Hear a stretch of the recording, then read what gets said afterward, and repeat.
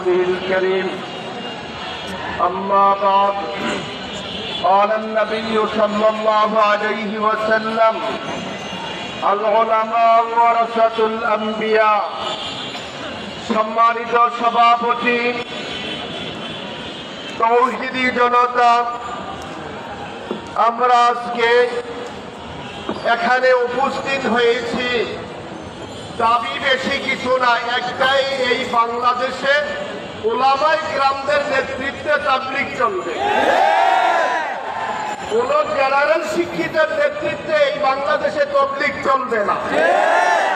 যারা গত পরশু রাত্রে ইবাদত গুজারদের উপর আক্রমণ করেছে, তাদেরকে এই বাংলার জমিনে মুআজ বিন নূরের মতন গ্রেফতার করে ফাঁসির কাস্টে ঝুলিয়ে আমাদের তৌহিদি জনতার অন্তরকে শান্তি দেওয়ার জন্য তত্ত্বাবধায়ক সরকারের কাছে আকুল আবেদন রেখে আমি আমার বক্তব্য শেষ করছি।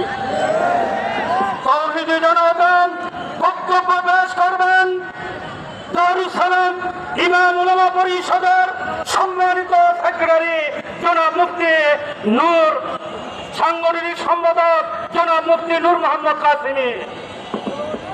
نحمده ونصلي على رسوله الكريم أما بعد أعوذ بالله من الشيطان الرجيم بسم الله الرحمن الرحيم جاء الحق وزهق الباطل إن الباطل كان زهوقا। সংগ্রামী তাওহীদি জনতা, আমরা দীর্ঘদিন যাবৎ একাধিক সন্ত্রাসীদের হামলার শিকার হয়ে আসছি। এরা হলো ইতিহাসে এক গ্রুপ গেছে, খারিজি গ্রুপ, যারা সাহাবায়ে কেরামের উপর আক্রমণ চালাইছে। ওই খারিজিদের উত্তরসূরি সাদিয়ানি গ্রুপ কিয়ামত পর্যন্ত নিষিদ্ধ ঘোষণা করা হোক।